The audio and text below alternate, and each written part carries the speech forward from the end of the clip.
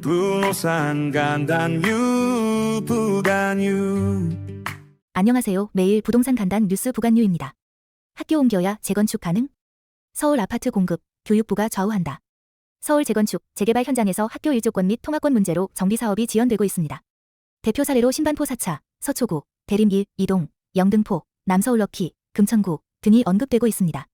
학교 위치 이전, 추가 부지 확보 등이 필요한 상황이지만 교육청과의 협의가 쉽지 않은 실정입니다.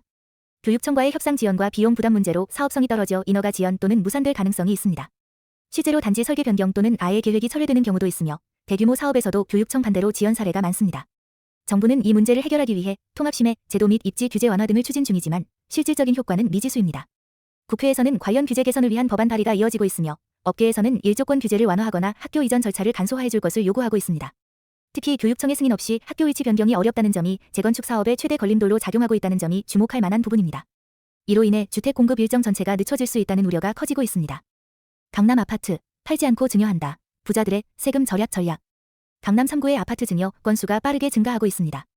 2024년 1에서 5월 기준 총 898건으로 전년 동기 428건, 보다 2배 이상 증가했습니다. 2022년 734건과 비교해도 큰 폭의 증가입니다. 증여, 중심의 자산 이전 전략이 확산되고 있습니다.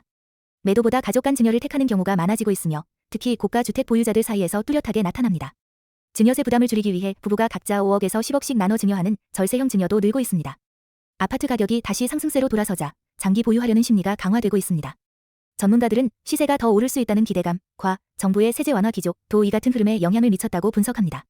특히 매각보다 자녀에게 물려주려는 움직임이 강남권에서 확산되고 있다는 점이 주목할 만합니다. 이는 단순한 세금 절약을 넘어 자산 방어 전략으로서의 증여 트렌드가 강화되고 있음을 보여주는 사례로 해석됩니다. 정부가 대신 사준다는데도 미분양 아파트 왜 안 팔릴까? 정부가 12년 만에 미분양 아파트 매입 대책을 내놨지만 건설사 반응은 싸늘합니다. 주택도시보증공사 HUG의 미분양 안심 매입은 준공 후에도 미분양이 남을 경우 정부가 일정 조건 하에 매입해주는 제도입니다. 그러나 까다로운 매입 조건과 낮은 가격 책정으로 건설업계에서는 실효성에 의문을 제기하고 있습니다. 실제 사업에 참여하려는 지방 건설사는 극히 일부에 불과한 상황입니다. 올해 전국에서 약 35,367가구가 신청됐지만 심의를 통과해 매입이 실제로 진행된 물량은 약 733가구로 나타났습니다. 울산, 강원, 충북 등 일부 지역은 신청조차 하지 않은 것으로 나타났습니다. 건설사들은 분양가 현실화와 민간 참여 확대가 더 효과적인 해법이라고 주장하고 있습니다. 한 건설사 관계자는 단순한 매입보다 분양가 규제 완화와 금융 지원 확대가 더 필요하다고 밝혔습니다. 정부도 향후 추가 매입 여부는 시장 상황을 보고 결정하겠다고 유보적 입장을 취하고 있습니다. 특히 HUG의 안심 매입 사업이 지방을 중심으로 한 미분양 해소에 큰 도움이 되지 못하고 있다는 점이 주목할 만합니다. 이로 인해 건설업계는 여전히 시장 불확실성을 해소하지 못하고 있다는 우려가 커지고 있습니다. 전국은 주춤, 강남만 쑥쑥, 서울 집값, 양극화 더 심해진다.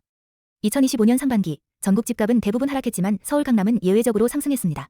전국 평균은 작년 말 대비 0.01% 하락했지만 수도권은 0.1% 상승했고 서울은 월 평균 0.39% 상승했습니다. 특히 서초, 강남, 송파 등 강남 3구는 1.08% 상승해 수도권 평균을 크게 웃돌았습니다. 서울 외 지역은 전반적으로 하락세를 보였습니다. 동남권, 충청권은 보합세였고 호남, 대경, 강원, 제주권은 소폭 하락한 것으로 나타났습니다. 특히 호남권은 고용까지 감소해 부진한 흐름이 더욱 두드러졌습니다. 한국은행은 지역별 경기 격차가 집값에도 영향을 미친 것으로 분석했습니다. 수도권은 생산과 고용이 안정적이지만 지방권은 소비와 고용 모두 위축됐다는 평가입니다. 일부 지역은 상반기보다 하반기에 개선 가능성이 있다는 전망도 내놨습니다. 특히 서울 강남 3구의 집값만 뚜렷하게 상승한 현상은 수도권 내에서도 부의 양극화가 더욱 심화되고 있다는 점에서 주목할 만합니다. 부동산 대출, 더 어렵다. 정부 규제에 은행, 건설사, 이중 압박. 정부가 부동산 관련 대출에 대해 자본 규제를 대폭 강화하기로 했습니다. 주택담보대출 등 위험자산에 대해 은행들이 더 많은 자기자본을 쌓아야 하는 위험가중자산, RWA, 규제가 강화됩니다. 이에 따라 신규 주담대 공급이 더 까다로워지고 대출 문턱도 더욱 높아질 전망입니다. 이 같은 조치는 대통령의 이자놀이 경고 발언 이후 금융당국이 본격 대응에 나선 결과입니다. 2차전지, AI, 바이오 등 신산업에는 적극 자금 공급을 유도하되 부동산 PF, 프로젝트 파이낸싱 등 위험성 높은 분야는 규제 강화에 들어갑니다. 은행권은 신규 주담대 확대에 제동이 걸리면서 건설업계와 부동산 시장 전반에 부정적 영향이 우려됩니다. 특히 최근 주담대 증가세가 가파른 상황에서 자본적 정성 기준까지 동시에 강화되면 실수요자 대출도 제약을 받을 수 있다는 분석입니다. 반면 정부는 신산업 투자 촉진을 위해 50조 원 규모 첨단 산업 펀드를 조성하고 해당 분야에는 규제를 완화할 계획입니다. 가장 주목할 점은 부동산 쏠림 대출 억제와 미래 산업 투자 확대라는 이중 목표를 정부가 동시에 추진하고 있다는 점입니다. 이에 따라 금융 흐름이 대거 재편될 수 있어 실수요자, 건설사, 금융사 모두 대응 전략이 필요한 시점입니다. 두 채 받아도 한 채 팔면 오케이. 재건축 이주비 대출 숨통 트인다. 1+1 재건축 조합원이 기존 주택 한 채를 먼저 팔면 이주비 대출이 가능해집니다. 재건축, 재개발 사업에서 1+1 분양, 소형 주택 두 채 수령을 신청한 조합원이 기존 주택을 매각하고 1주택 상태가 되면 이주비 대출이 허용됩니다. 이는 최근 강화된 2주택자 이주비 대출 제한 조치에 대한 완화책으로 공급 차질을 막기 위한 조치입니다. 금융위원회는 이 같은 내용을 담은 방안을 마련해 곧 시행할 예정입니다. 구체적으로는 준공 후 한 채를 처분한다는 조건 하에 최대 6억 원까지 이주비 대출이 가능하도록 허용됩니다. 정부는 신규 주택 공급이 지연되는 것을 방지하기 위해 불가피한 조치라고 설명했습니다. 부가현 3, 노량진 1, 한남 2 등 대형 정비사업 단지들이 직접적인 수혜를 볼 전망입니다. 특히 서울 도심 내 주요 재개발, 재건축 지역에서는 1+1 분양을 신청한 조합원이 많아 대출 허용 완화는 현장 수요와 밀접하게 연결됩니다. 핵심적으로 정부가 주택담보대출 규제를 다소 완화하면서도 한 채만 보유라는 원칙은 지키는 절충안을 내놓은 것이라 할 수 있습니다. 이로 인해 정비사업의 속도와 실수요자의 자금 조달 여건이 일정 부분 개선될 것으로 기대됩니다. 입주하자마자 벽에 금이 30억 아파트 올림픽 파크포레온 논란 확산. 총 1만 2천 가구 규모의 대단지 올림픽 파크포레온에서 벽면 균열이 발생해 논란이 커지고 있습니다. 최근 입주가 시작된 아파트의 상층부 복도 천장 등에 눈에 띄는 크랙, 균열이 발견됐습니다. 입주민들은 하루 만에 균열이 커졌다, 집이 무너질까 걱정된다 고 호소하며 전수조사를 요구하고 있습니다. 강동구청과 시공사 현대건설은 즉각 전수조사 및 정밀진단에 착수했습니다. HDC 현대산업개발, 대우건설, 롯데건설 등도 참여해 건물 전체 구조안전성 검토에 나섰습니다. 구청은 곧 전수조사 및 보수계획 요구 공문도 발송할 예정입니다. 시공사는 균열 원인에 대해 지하층과 상부 구조를 연결하는 이음부에서 생긴 문제로 구조적 위험은 없다고 해명했습니다. 해당 구간은 지하 기둥 위에 상부 구조를 올리는 시점 2023년 5월 당시에 일시적 하중 분산 문제로 균열 가능성이 생긴 것이라는 설명입니다. 하지만 입주민들은 보수 과정을 지켜보며 여전히 우려를 거두지 못하고 있는 상황입니다.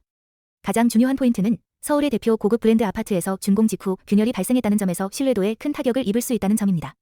이에 따라 전국 대단지 아파트 품질에 대한 불신도 확산될 수 있어 업계 전반의 품질 관리 기준 강화가 시급해 보입니다. 돈 몰리는 건 아파트가 아니다. 상반기 15조, 오피스, 호텔에 쏠렸다. 2025년 상반기 상업용 부동산 투자액이 약 15조 원에 달하며 역대급 규모를 기록했습니다.